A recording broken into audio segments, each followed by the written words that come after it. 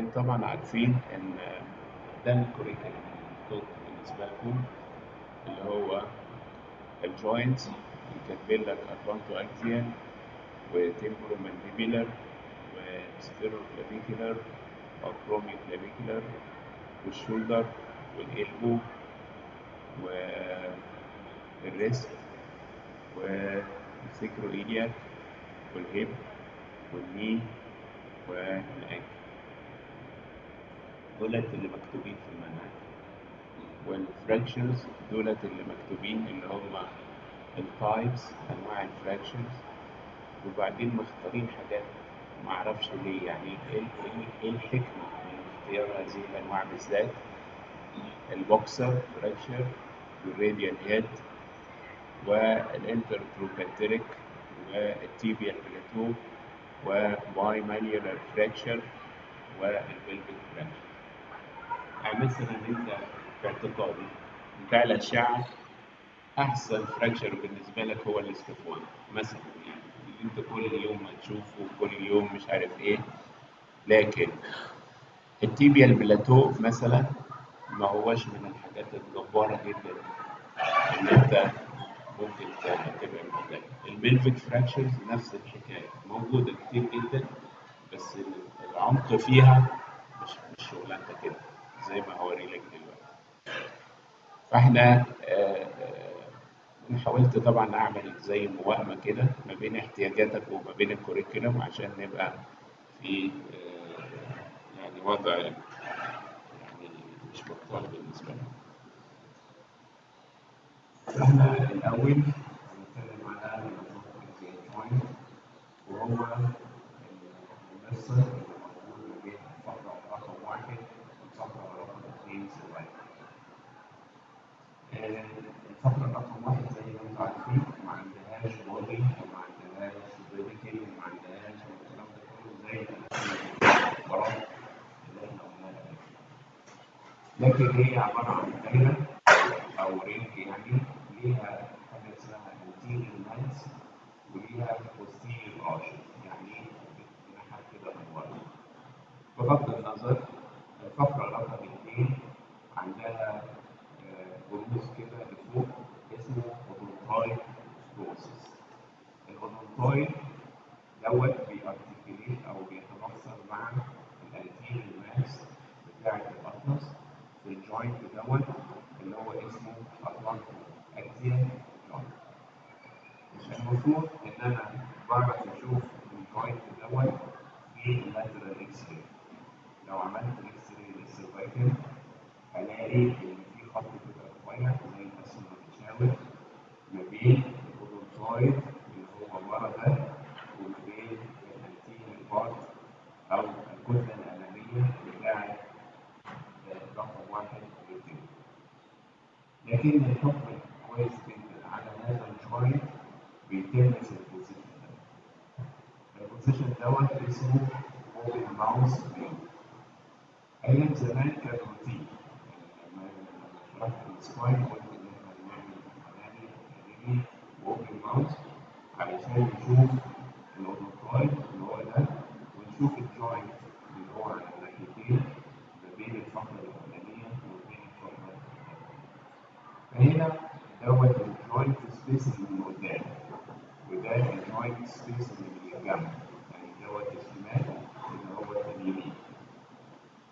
فممكن الجوينت دوت يضيق من ناحيه والناحيه الثانيه تبدا سليمه، او ممكن الاثنين يبقوا ضيقين، او ممكن يبقى ده سليم والحته اللي من قدام دي ضيقه او واسعه. الاتلانتو اكزيال بيوسع قوي قوي قوي الناس اللي عندها روماتويد. عارفين طبعا الروماتويد بياكل الحته دي، بيقعد يقرب فيها كده لحد لما يخلي الجوينت ما بين الاثنين اوسع من الطبيعي. وحاجات قليله قوي قوي هي اللي بتخلي الجوينت يبقى واسع، لكن معظم الديزيزز اللي في الجوينت هي اللي بتضايق الجوينت نفسه وتحل من مساحته. لما تيجي في السي تي طبعا بيعمل انجيو وبيعمل سيرجيكال ريكونستراكشن وبيعمل كورونا ريكونستراكشن. والكلام دوت شرحناه لما اتكلمنا في الشيفت وقلنا انك انت عن طريق الاجهزه الموجوده دلوقتي اللي هي المالتي الدكتور ممكن تقول لي السي تي ركب الصور بالطول، يقول لك عاوزها امامي ولا جانبي ولا 3 دي. فده الاجزاء اللي انت شايفه ده هو هي الرسومات المكتوبه رقم 1. ما عندهاش بودي وما عندهاش مش عارف ايه، كل المناطق اللي احنا قلنا عليها قبل كده، لكن عندها انتيريور بارت خلينا نسميه كده جزء امامي وجزء خلفي، وعندها جناحين اللي انت شايفها دول. اما العظميه دي فهي دي اللي هي الاوبتيكاي، وبالتالي الجوينت ما بينها هو الحته الاماميه. لما تعمل سيرجيكال ريكونستراكشن بتلاقي الجوينت سبيس ما بين الكتله الاماميه اللي هي ديت وما بين الاوبتيكاي ده. لما تعمل كورونا ريكونستراكشن يشبه جدا الاوبن ماوث. فانت عندك هنا قلب الاوبتيكاي السهم ده بيشاور انه مقصود، ودوت احسن حاجه في الفراكشن انك تعمل المنظر ده عشان تشوف الكائن. وده الاطراف اجزاء في الشمال، ودوت الاطراف اجزاء في اليمين بشكل طبيعي، يعني في جوينت سبيس وحرف العظميه سموث مستوي، ما عندوش irregularity ولا اوستيوفايتس ولا اي حاجه. ممكن تقول لي السي تي تعمل 3 دي. 3 دي يعني صوره مجسمه او ثلاثيه الابعاد. فتلاقي الاوبتيكاي برضه وتلاقي اللاترال اللي هو الليفت سايد والرايت سايد بتوع الجوينت. وانا بتكلم في المحاضرات اللي فاتت قلت ان ال 3 دي ملوش اي لازمه خالص الا في الفيس والبيلز.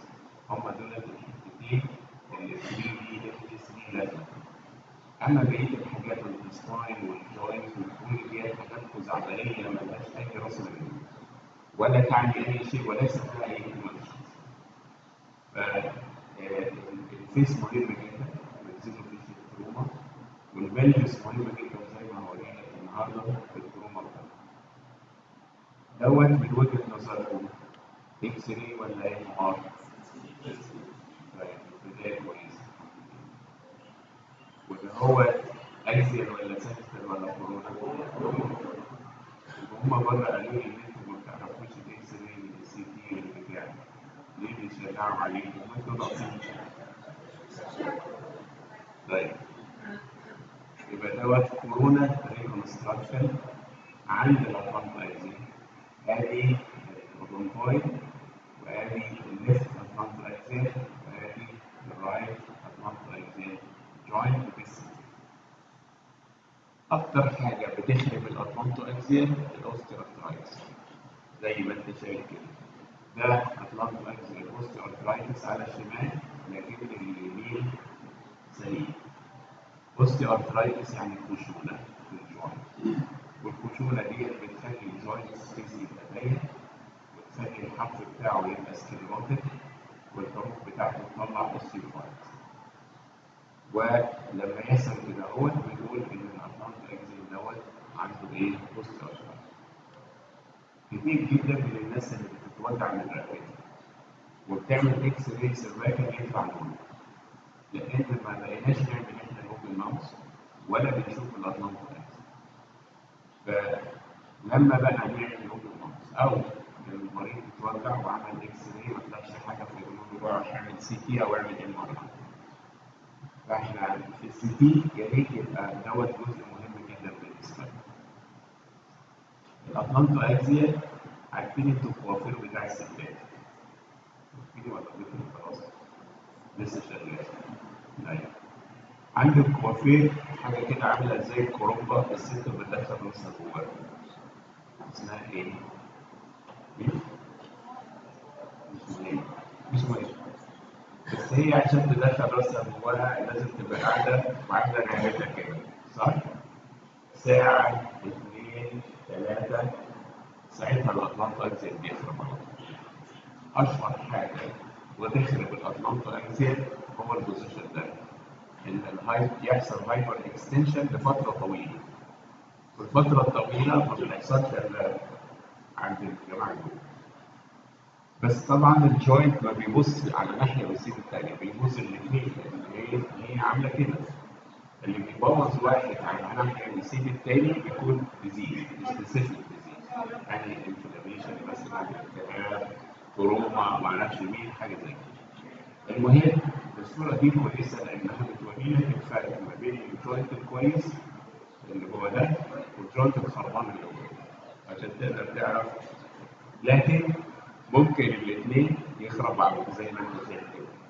فهنا مفيش جوينت سبيس وهنا برضه مفيش جوينت سبيس، الدنيا ضيقة جدا وفي سكليروسس وفي اوستيوبايتس. ده الجوينت الأولاني وده اللي ممكن يحصل فيه. نيجي للتاني اللي هو كل لما تشوفه مرة في كل 20 سنة تبقى فرحان جدا، اللي هو الاسترنوكلافيكولار جوينت. الاسترنوكلافيكولار موجود ما بين الكلافيكل اللي هي الكور وما بين الاسترنم اللي هو عظمة القص. خلاص؟ أنا الحقيقة عرفت العربي من كتر التدريس معايا، بس هما بره قالوا لي مفيش تدريس دلوقتي غير على كله بالإنجليزي. يعني عارف انت في زمان كان حاجه اسمها اقرع ونسري، اسمع انت الكلام ده، المدرج زي الطين والتدريس بالانجليزي. ما علينا. المهم الستيرنوكلافيكولار جوينت هو الارتكيوليشن التمفصل ما بين الميديال بارت اوف ذا كلافيكل وما بين الابر بارت اوف ذا ستيرن. هذا الجوينت مهم جدا وحيوي جدا وعنده أربطة وعنده حاجات ماسكاه في المكان بتاعه، لأن ده هو مستقبل غالبا الصدمات بتاعة الشيست لما الواحد يتثبت كده من الجسم. علشان نشوف الستيرنوكلافيكولار جوينت في الإكس راي صعب جدا. لما تيجي تعمل أمامي أدي الكلافيكل الشمال وأدي الاسترنم الشمال الجزء بتاعه الشمال وادي الجوينت في الحته دي بتشبه عليه، لان هنا ريبس وهواء وحاجات كتيره قوي، فغالبا ما بتبقاش قادر تشوف مكان الجوينت بالظبط في الامام، فبتعمل اوبليك. اوبليك يعني ايه؟ يعني ولا امامي ولا نازل، مائل بين البنين، فبتشوف الكلافيكل وبتشوف الاسترنم وهو بيارتكليت مع الايه؟ مع الكلافيكل. وانت شايف الجوينت اصلا بصعوبه شديده، فمش هتعرف ايه اللي جواه، يعني هل هو كويس مش كويس مكسور مخلوع، كل الكلام ده محتاج حاجات تانية اضافيه. لكن تبقى عارف ان الاسترنوكلافيكولار جوينت بيتشاف في الامامي وبيتشاف في الاوبليك. اللاترال ما ينفعش طبعا لان التو جوينتس بيكونوا راكبين على بعض. يبقى ادي الميديال اند اوف ذا كلافيكل وادي الارتيكولار سيرفيس بتاع الاسترنم، والحته اللي ما بينهم هو دوت الايه؟ الجوينت. في السي تي ادي الاسترنم وادي الكلافيكل، يبقى دوت مين؟ الستيرنوكلافيكل. طب هنا الكلافيكل زي ما انت شايف كده المفروض يكون هنا حصل له ديسلوكيشن، يعني الجوينت ده هو ما بقاش زي دوت بالظبط، حصل له ديسلوكيشن. امتى بيحصل له ديسلوكيشن؟ لما الكلافيكل تتكسر. لما يحصل فراكشر اوف ذا كلافيكل على طول الستيرنوكلافيكولار جوينت غالبا ما بيكونش في مكانه، فبتلاقيه عامل المنظر ده. فانت بتقارن الناحيه اليمين السليمه بالناحيه الشمال اللي هي السليمه، بتعرف ان هو ديسلوكيشن. عندنا طبعا دلوقتي في الاشعه انك انت تعمل 3 دي وتلون الصور وتروح وتيجي والكلام ده كله وتبص من فوق وتبص من تحت، يجوز. ده هو الجوينت السليم وده الجوينت المخلوع. لما بتبص كده هو من فوق ادي الاسترنم وادي الكلافيكل، ده الجوينت السليم ودوت الجوينت اللي حصل فيه فراكشر وديسلوكيشن. برضه ده نفس الحكايه، ادي الاسترنم الحته اللي فوق اسمها المانوبريال سترناي، وده هو الاسترنوكلافيكولار جوينت وده الاسترنوكلافيكولار جوينت. هما الاثنين مش مظبوطين، لكن الناحيه الشمال هي اكتر وفيها كونتراكشن زي ما انت شايف. طيب لو عملت سي تي كورونا ريكونستراكشن زي اللي احنا عملناه في الايه؟ في الافرونتايز. ادي الاسترنم وادي الاسترنوكلافيكولار جوينت الشمال وادي الستيرنو كلافيكولار جوينت اليمين. ماله اليمين؟ اوستيوارثرايتس، يعني خشونه في الجوينت. ايه هي علامات الاوستيوارثرايتس في اي مفصل في اي حته من الجسم دول؟ اول حاجه narrowing of the joint space، يعني الجوينت سبيس ده يبقى اضيق من الطبيعي زي ما انت شايف.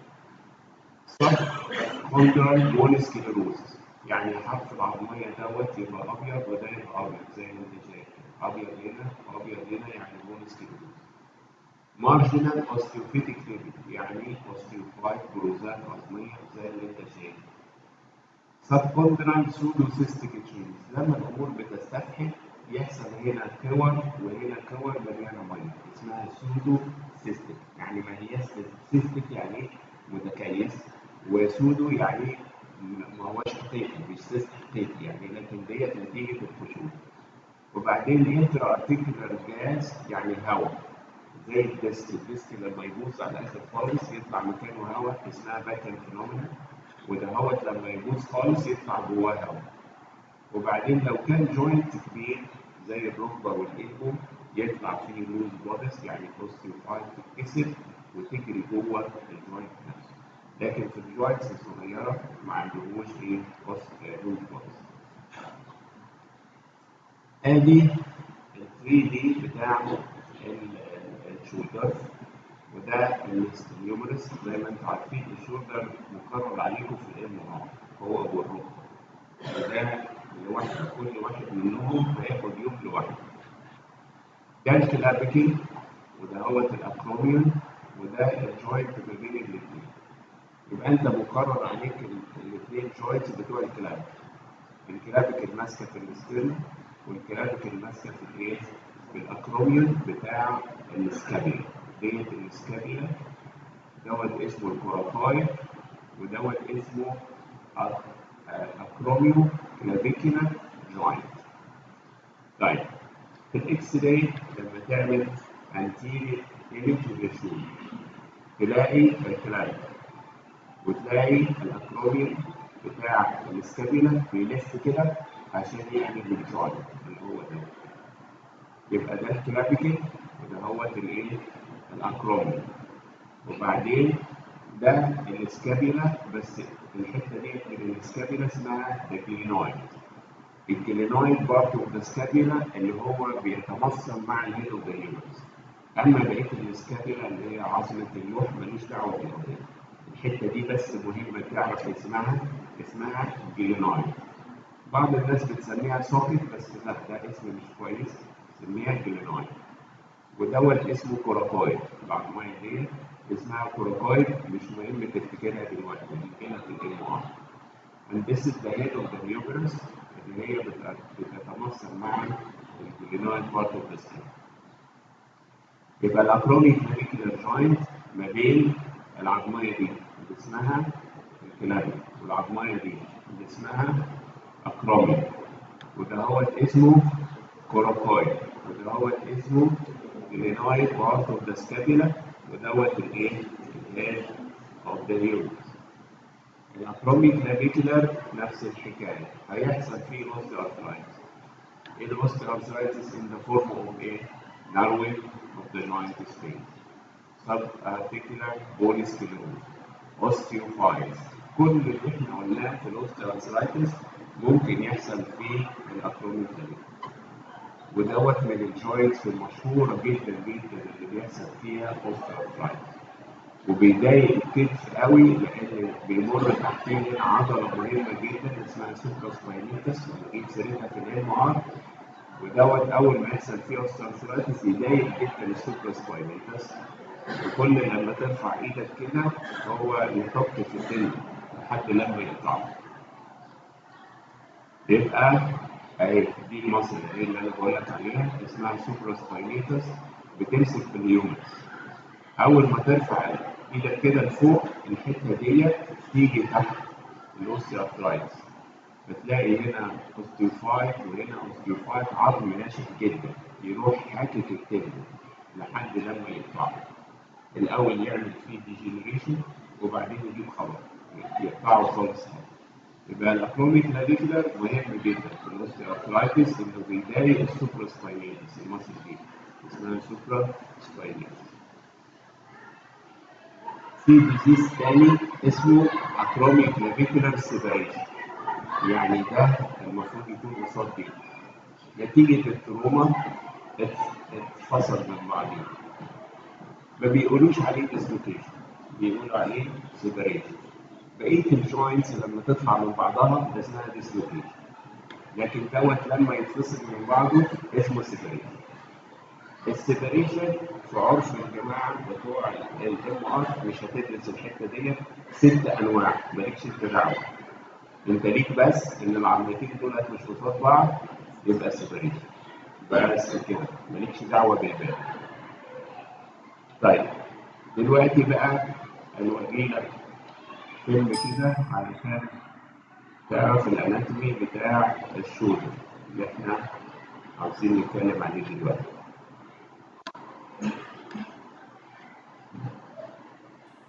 The shoulder is an elegant piece of machinery. It has the greatest range of motion of any joint in the body. However, this large range of motion can also lead to shoulder joint problems. Understanding the different parts of the shoulder can help you understand how the shoulder works, how it can be injured, and how challenging recovery can be when the shoulder is injured. The important structures of the shoulder can be divided into several categories. These include bones, joints, ligaments, tendons, muscles, nerves, blood vessels, and bursa. The bones of the shoulder are the humerus, or the upper arm bone, the scapula, or the shoulder blade, and the clavicle, or the collarbone. The roof of the shoulder is formed by a part of the scapula called the acromion. There are actually 4 joints that make up the shoulder. The main shoulder joint, called the glenohumeral joint, is formed where the ball of the humerus fits into a shallow socket on the scapula. This shallow socket is called the glenoid. The acromioclavicular, or AC joint, is where the clavicle meets the acromion. The sternoclavicular, or SC joint, supports the connection of the arms and shoulders to the main skeleton on the front of the chest. A false joint is formed where the shoulder blade glides against the rib cage. This joint, called the scapulothoracic joint, is important because it requires that the muscles surrounding the shoulder blade work together to keep the socket properly aligned during shoulder movement. Articular cartilage is the material that covers the ends of the bones of any synovial joint. Articular cartilage is about 1/4 of an inch thick in most large weight-bearing joints. It is a bit thinner in joints such as the shoulder, which don't normally support weight. Articular cartilage has a rubbery consistency. It is very slippery, which allows the joint surfaces to slide against one another with very little friction. Articular cartilage functions to absorb shock and provide an extremely smooth surface to make motion easier. There are several important ligaments in the shoulder. Ligaments are soft tissue structures that connect bones to bones. The joint capsule is a watertight sac that surrounds a joint. In the shoulder, the joint capsule is formed by a group of ligaments that connect the humerus to the glenoid. These ligaments are the main source of stability for the shoulder. They help hold the shoulder in place and keep it from dislocating. Ligaments attach the clavicle to the acromion in the AC joint. 2 ligaments connect the clavicle to the scapula by attaching to the coracoid process, a bony knob that sticks out of the scapula in the front of the shoulder. A special type of ligament forms a unique structure inside the shoulder called the labrum. The labrum is attached almost completely around the edge of the glenoid. When viewed in cross-section, the labrum is wedge-shaped. The wedge shape and the way the labrum is attached create an elevated rim around the glenoid socket. This is important because the glenoid socket is so flat and shallow that the ball of the humerus does not fit tightly. The labrum creates a deeper cup for the ball of the humerus to fit into. The labrum is also where the biceps tendon attaches to the glenoid. Tendons are لكن هو قال في ان الشولدر 4 جوينتس، واحد ما بين الكلافيكل والستيرنم، واحد ما بين الكلافيكل والاكروميون، واحد ما بين اليومرس والجلينويد، واحد ما بين السكابيلا والريبس. هم دول الايه الأربعة جوينتس بتوع الشولدر. احنا اتفقنا ان ده هو الاترومي كلافيكولار جوينت وبيتشاف في اللي هو الصورة الأمامية، وده هو الجلينيولر أو الجوينت ما بين الجلينويد وما بين الهيومنز.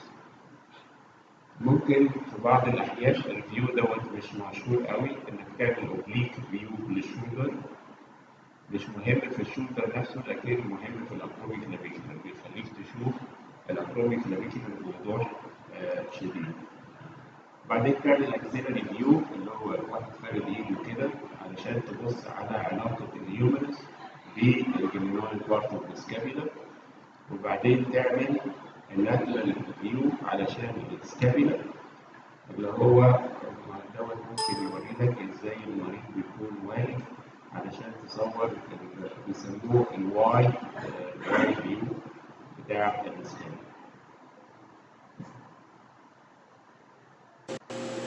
This will demonstrate a lateral scapula of the left shoulder. The patient will be upright, shielded, 10 by 12 image receptor lengthwise.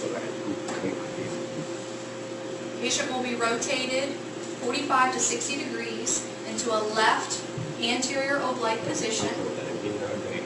Elbow will be flexed with the arm behind the back so that the humerus is not superimposing the body of the scapula. Body of the scapula should be perpendicular to the image receptor. Central ray will be perpendicular, entering the mid-medial border of the scapula.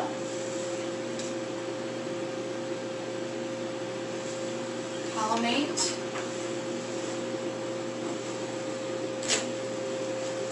Place your left marker on the bucky.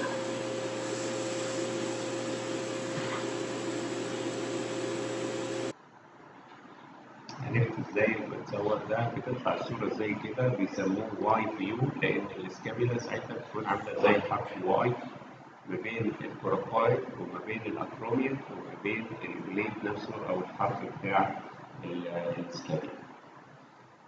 دوت بالنسبة للشولدر. بالنسبة للإلبو برضو عندنا شوية كلام كده بسيط في الأناتومي وبعدين هنرجع للإكس راي. At first, the elbow seems to work like a simple hinge, but the elbow is a complex joint whose motion affects the forearm and the wrist joint. It is easy to see why the elbow can cause problems when it does not function correctly. Part of what makes us human is the way we are able to use our hands. Effective use of our hand requires a stable, painless elbow joint. The important structures of the elbow can be divided into several categories. These include bones, joints, ligaments, tendons, muscles, nerves, and blood vessels. The bones of the elbow include the humerus or the upper arm bone, the ulna, the larger bone of the forearm on the opposite side of the thumb, and the radius, the smaller bone of the forearm on the same side as the thumb. The elbow itself is essentially a hinge joint, meaning it bends and straightens like a hinge. But there is a second joint where the end of the radius or the radial head meets the humerus. This joint is complicated because the radius has to rotate as you turn your hand palm up and palm down, while at the same time it has to slide against the end of the humerus as the elbow bends and straightens. To make this motion possible, the radial head is shaped like a smooth knob with a shallow cup at the end. This shallow cup fits against the capitellum, a rounded knob at the end of the humerus that forms part of the elbow joint. The smooth rim of the radial head is also covered with articular cartilage and glides against a small indentation in the ulna. Articular cartilage is the material that covers the ends of the bones of any joint. Articular cartilage can be up to 1/4 of an inch thick in the large weight-bearing joints. It is a bit thinner in joints such as the elbow, which don't support weight. Articular cartilage is white, shiny, and has a rubbery consistency. It is slippery, which allows the joints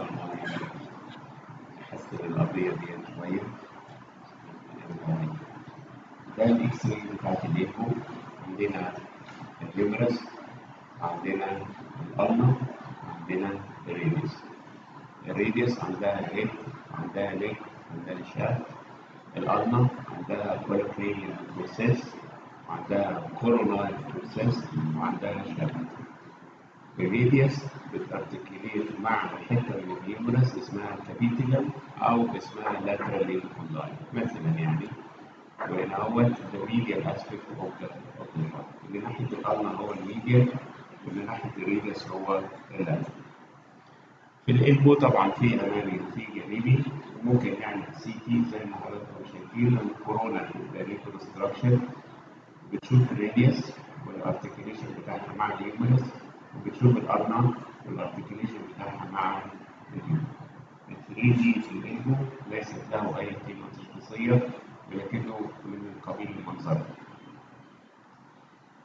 الإلبو من أي جوينت في الدنيا معرض إنه يحصل فيه أوستيوارثرايتس، لكن الحاجات اللي فيها حمولة، يعني الحاجات اللي أنت بتدوس عليها زي الهيب زي الني زي الأنكل أكتر. أما الإلبو قليل قوي الأوستيوارثرايتس اللي فيه، لأنه هو مش ويت بيرنج جوينت. فلما يحصل أوستيوارثرايتس زي الفيلم اللي إحنا قلناه بنقول فيه من الصبح، ناروينج أوف ذا جوينت سبيس، وبعدين بون سكليروزس، وبعدين نطلع اوستيوفايتس والكلام اللي احنا بنعمله. This is the sagittal image بتاعت الإيلبو، narrowing of the joint space. البروزات ديت هي اللي احنا بنسميها الاوستيوفايتس، وبعدين العظم السكليروتيك دوت هو البون سكليروزس. ولما الاوستيوفايت تتكسر تعمل لوز بودي. اللوز بوديز مشهوره في الاوستيوارثرايتس، يعني في جسم متحرك جوه الجوينت، مشهور جدا في الركبه ومشهور جدا في الشولدر. وكذلك في اي جوينت كبير بيحصل فيه اوستيوارثرايتس الاوستيوفايت تتكسر وتشتغل كلوز بودي، يعني تمشي كده جوه الجوينت. وطبعا خطر جدا في الجوينتس اللي هي بتمشي التعليم، يعني في الركبه مثلا لو اللوز بودي ده اتزحلق بين الفيمر والتيبيا ركبتك تقفش على طول. ولو انت في وضع يعني ما هوش مظبوط قوي او عدم اتزان او بتاع، ممكن تحصل لك مشكله رهيبه. عشان كده اللوز بوديز لازم تتشال. الإلبو زي ما احنا قلنا في تواصل ما بين الألنا والهيومرس وما بين الريديوس والهيومرس. كذلك الألنا والريديوس نفسهم عندهم جوينت ما بينهم اسمه the proximal radio-ulnar joint، لأن في واحد تاني عند الريست اسمه the distal radio-ulnar joint. يبقى الألنا مع الريديوس بتعمل جوينت عند الإلبو، والألنا مع الريديوس بتعمل جوينت عند الإيه؟ عند الريست اللي هو ده. انت ادي الريست جوينت، ادي الألنا وادي الريديوس، عندهم مفصل الهواء ما بين هما الاثنين اسمه distal radio-ulnar joint، واللي فوق اسمه the proximal radio-ulnar joint. لو خدت مقطع بالستين هتلاقي الريديوس اهيت، وهتلاقي الألنا، وده الارتكيوليشن اللي هو عند الريست اسمه the distal radio-ulnar joint. تمام. لو عملت MRI هتلاقي ادي الألنا وادي الريديوس ودوت الجوينت ما بينهم. هيجي لك احساس ان الألنا مش راكبه كويس قوي مع الريديوس، بس دوت في الMR بيعتمد على انت حطيت ايد العيان ازاي. هل انت عملتها في البرونيشن ولا في السوبرينيشن ولا النيوترال، يعني واقف على سيفه. لو انت واقف على سيفه يطلع الألنا قصاد الريديوس بالظبط. لو انت عامل برونيشن او سوبرينيشن هتطلع متحركه لفوق او لتحت شويه صغيرين، يعني كونسيدر دوت اللي هو نورمال، يعني المنظر دوت يعتبر طبيعي طالما انت مش عامل النيوترال اللي هو واقف على سيفه. طيب انت هنا هو المنظر دوت اكس راي للريست، انهي بوزيشن دوت؟ سكوبويد او اوبليك.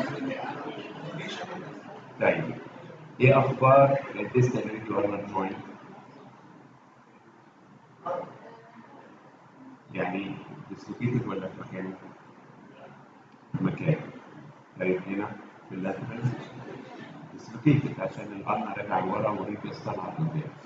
اذا لو انا عاوز اعرف اذا كان الديستال ريديو-ألنر جوينت دوت ديسلوكيتد ولا لا، فانا محتاج اللاترال. في اللاترال فيو الطبيعي الاثنين بيكونوا راكبين على بعض كده مع الكاربال بونز، لكن لو حصل ديسلوكيشن يوجوالي بيكون لورا او لقدام، يحصل ان العظمتين زي ما انت شايف كده مش راكبين على بعض. الحكايه ديت بيبقى قليل قوي لما تعرف تشوفها في الامام لو كان الديسلوكيشن خفيف، لكن لو كانوا الاثنين بعاد قوي عن بعض بتشوفهم كويس في الامامي ده.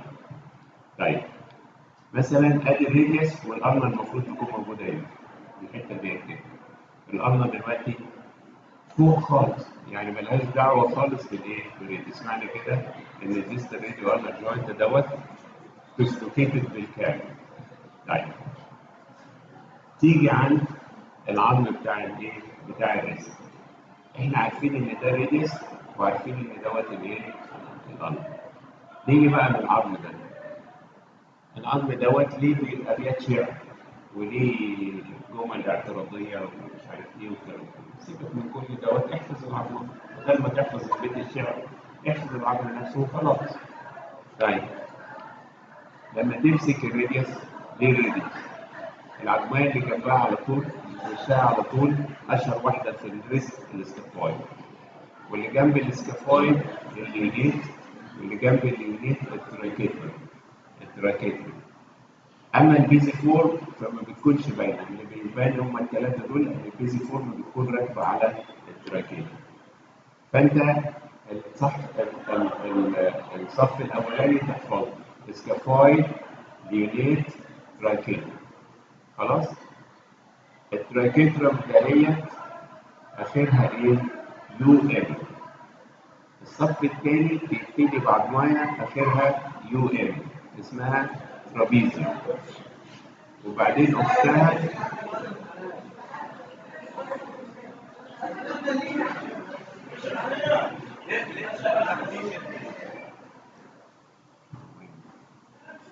بعدين ترابيزيوم، وبعدين اختها اسمها ترابيزويد، ترابيزيوم ترابيزويد، وبعدين كابيتيت هاميت، كابيتيت هاميت.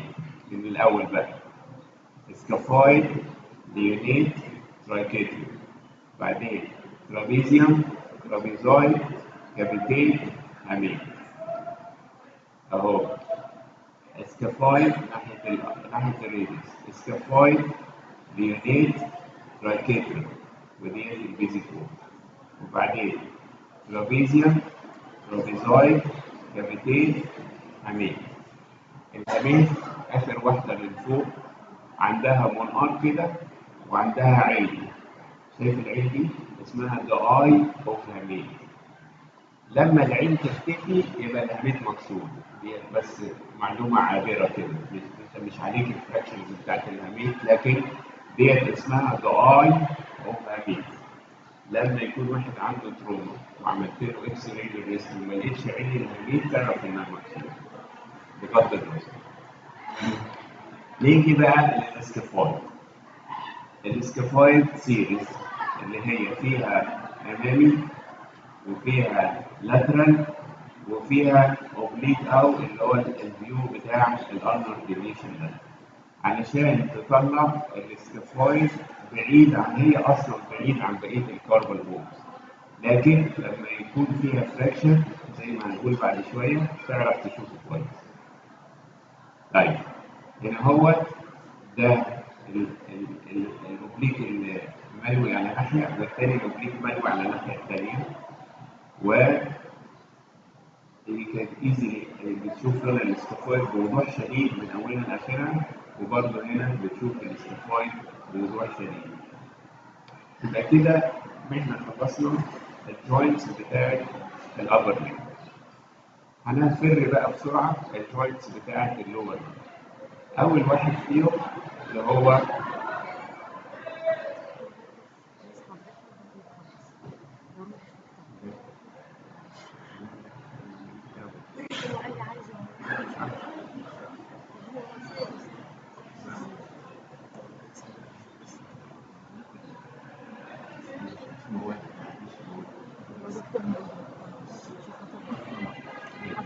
يعني هو بتاع الكنترول بتحط على السيرفر الحين انا بس انا عايزه اعرف كله راح معلش ولا هي متناسب.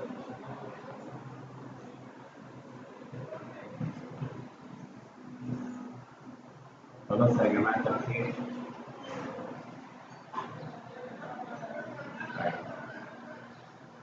كل الكلام دوت متسجل وتقعد في البيت زي ما انا دايما بقول كده، تلبس البيجامه وتعمل نسكافيه وتقعد في السرير تسمع المحاضره 10 مرات علشان تحفظها صم. طيب نيجي بقى للهيب. الهيب جوينت اللي هو معمول بالاسيتابيولم اللي هو جزء من البلفيك بون والهيد اوف ذا فيمر، وبيتصور امامي زي ما حضراتكم شايفين، وبيتصور اوبليك في بعض الاحيان، ما هوش كومن قوي، لكن بيتصور ممكن اوبليك شمال اوبليك يمين، وبعدين بيتصور اللي هو الايه الفروج بوزيشن اللي هو عامل كده او اي وضع يعجبك، المهم انك تصور الجوينت كانه في اللاترال فيو. الحكايه ديت بتساعدنا في حاجات كتيره، بالذات لو الهيب فيها ديسلوكيشن او اي حاجه كده فبنعرف ان احنا نشوفها. لكن الاوبليك فيوز ما هياش من الحاجات المعروفه ولا اللي احنا بنعملها كتير. بنستفيد منها في ان احنا نشوف شكل الفيمر هيد ونيك، وبنشوف كمان السيكروإيليك اللي على ناحيته. واحنا درسنا السيكروإيليك بالتفصيل مع مع الاسبوع. وانت بتشوف السيكروإيليك في الامامي وبتشوفه برضه في الفروج بوزيشن، وقلنا ايه هي الديزيز اللي ممكن تيجي في السيكروإيليك زي الاوستيوارثرايتس والانكيلوزيال سبونديلايتس، كل دوت شرحناه في المره اللي فاتت. لما تعمل اكسيال ايمج للهيد بيبان كده ده الاسيتابيولم وديت الهيد بتاعت الفيمر وديت النك بتاعتها.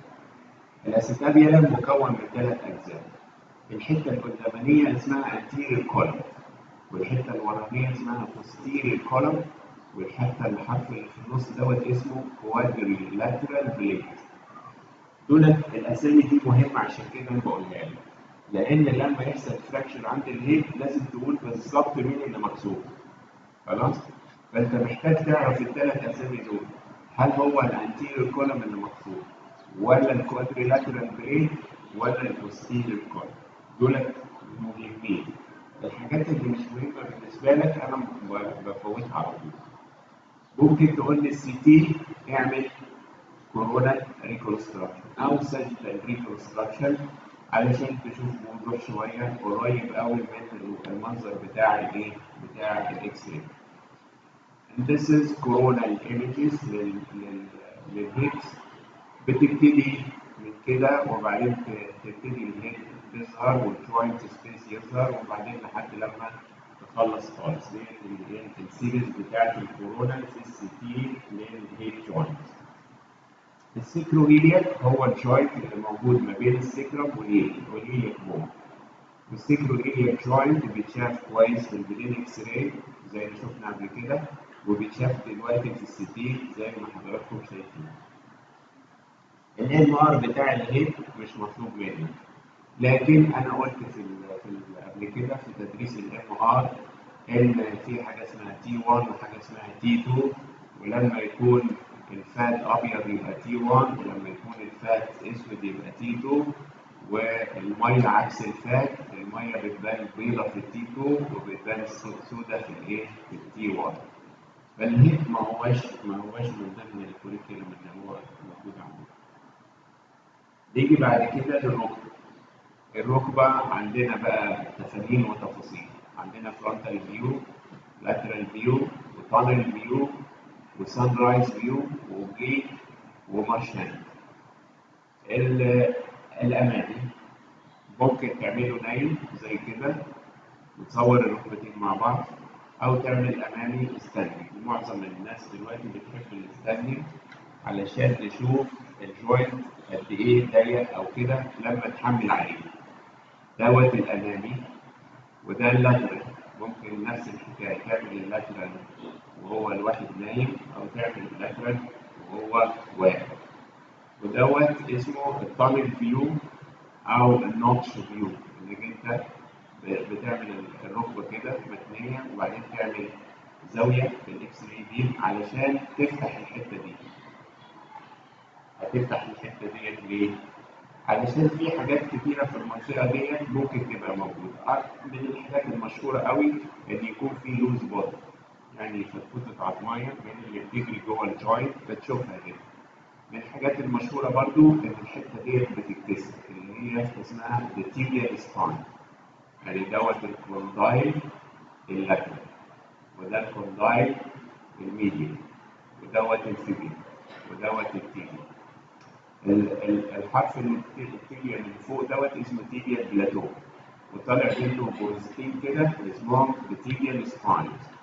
التيبيا سباينز دولت هم اللي ماسك فيهم الانتيريور كروشيت ليجمنت او الرباط الصليبي الامامي. لما يتكسر الحته ديت يبقى كأن الرباط الصليبي مقطوع زي ما هنقول في الام. السان رايز او اسمه الاكسيال فيو سميه زي ما يعجبك، اصل بيه الباتيريا. فانت بتعمل الركبه متنيه كده وتعمل زاويه في الاكس راي بيم او تقعد العيان وتعمل زاويه، المهم تطلع المنظر ده. الباتيلا زي ما انت شايف كده بتتمثل مع الفيمر في جوينت عامل زي حرف الفي، عنده لاترال اسبكت وعنده ميديال اسبكت. والفيمر من قدام عندها حفره اسمها البتروكلير نوتش، بس انت كبر دماغك. الحفره ديت المفروض الباتيلا تلبس جواها، ساعات تكون مفيش حفره، خلاص يبقى الباتيلا مش لابسه دلوقتي في الفيمر فبتتزحلق. عمر الباتيلا ما تتزحلق لجوه، انسى الموضوع ده. الباتيلا لما تتزحلق لبره بس. فلما يحصل ان الجروف دوت او النوتش دوت يكون شالو، يعني ما هوش عميق مسطح، يعني الباتيلا ما تبقاش قاعده ثابته، كل شويه تحدف على بره. عشان كده بيسموها باتيلا نال تراكنج. يعني انت المفروض لما تتوي وتفرد ركبتك في علاقه وثيقه ما بين الباتيلا والفيمر، لكن لما يكون النوتش دوت مش موجود او السطحي مسطح، كل لما تتني وتفرد رجلك الباتيلا تحدف لبره، اسمها مال تراكنج. بعدين زيه زي اي جوينت في الدنيا بيحصل فيه اوستيوارثرايتس، الباتيلا ممكن تتكسر، كل الكلام دوت هنشوفه بعد كده. ده اسمه مارشال فيو او اسمه برضه نفس الحكايه، بتشوف بيه الباتيلا على الناحيتين زي المنظر اللي احنا شفناه بالظبط، وتصور الركبتين مع بعض او كل واحده لوحدها. نادر قوي لما نحتاج الاوبليك في الركبه، ما بنحتاجش الاوبليك في الجوينتس بصفه عامه، لكن في بعض الاحيان بتحب تشوف الفيبيلا مثلا لوحدها والتيبيا لوحدها، اذا ربما يكون في فراكشر. كتير جدا ناحيه الفيبيلا بتلاقي العظميه دي الصغيره. العظميه ديت شيء طبيعي جدا في الركب كلها، اسمه فابيلا. اسمه فابيلا زي الباتيلا قدام والفابيلا لورا، خلاص. فلما تلاقي عظميه كده ناحيه الفيبيلا سفيفه كده اهوت اسمها فابيلا، ودوت نورمال فاري، ولا هو لوز بودي ولا هو اي. الناس دلوقتي بتوع العظام بيصروا على الفيو دوت، يقول لك وقف العيان واتني ركبته 30 درجه وبعدين صور. اسمه ايه؟ اسمه ايه؟ روزنج فيو. ماشي. عاوز ايه من الفيو دوت؟ عاوز تشوف الجوينت سبيس قد ايه. انت لما تصور العيان وهو نايم ممكن يطلع الجوينت سبيس واسع، يعني معقول. لكن لما توقفه ويكون هو عنده خشونه وبتاع، تروح الفيمر مقربه من الايه؟ من التيبيا. فهم عاوزين يعرفوا الجوينت سبيس اللي موجود قد ايه، علشان هو ده اللي بيحكم المنظار. لما تيجي داخل ومفيش جوينت سبيس هتودي المنظار فين؟ لازم يكون في سبيس تحرك فيه البتاع.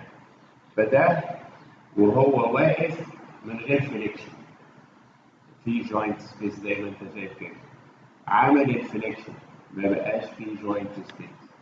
فلما الجوينت سبيس يكون اقل من 2 مللي غالبا تتوقع ان المنظار مش هينفع او هيكون فيه صعوبه في العمايل بتاعته. بايلاترال ويت بيرنج اللي هو بيقول ان معظم الناس دلوقتي يقول لك ما تصورش ركبه وهو نايم، صوره وهو واقف عشان نعرف حقيقه الايه؟ حقيقه الوضع. فهو واقف بتشوف الجوينتس اللاترال كويس والميديال كويس ومفيش ناروينج ومفيش اوستيوفايتس ومفيش يبقى دوت معناها انه محترم. ناس كتيره جدا في العظام بتؤمن ان الركبه لما يكون فيها اوستيوارثرايتس ما منهاش فايده. يعني مفيش فايده من التصليح. يعني لو كان مثلا في الغضروف مقطوع او لو كان الاربطه الصليبيه او هم عندهم اعتقاد ان التصليح مش هيجيب نتيجه لان الركبه خربانه اصلا.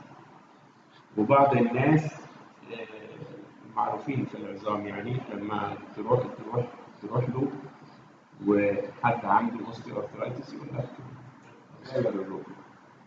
كأن مثلا انت تجيب ركبه من على الرف وتقلع البنطلون تحط دي مكان دي وانتهت الحكايه على كده.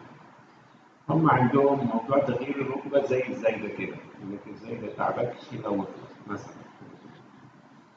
نيجي للانكل، الانكل بيتصور امامي وجانبي، دوت التيبيا وده الفيبيولا ودوت اسمه ذا ديستال تيبيو فيبيولا جوينت، وده اللي ما بين التيبيا وما بين التيلس هو الايه؟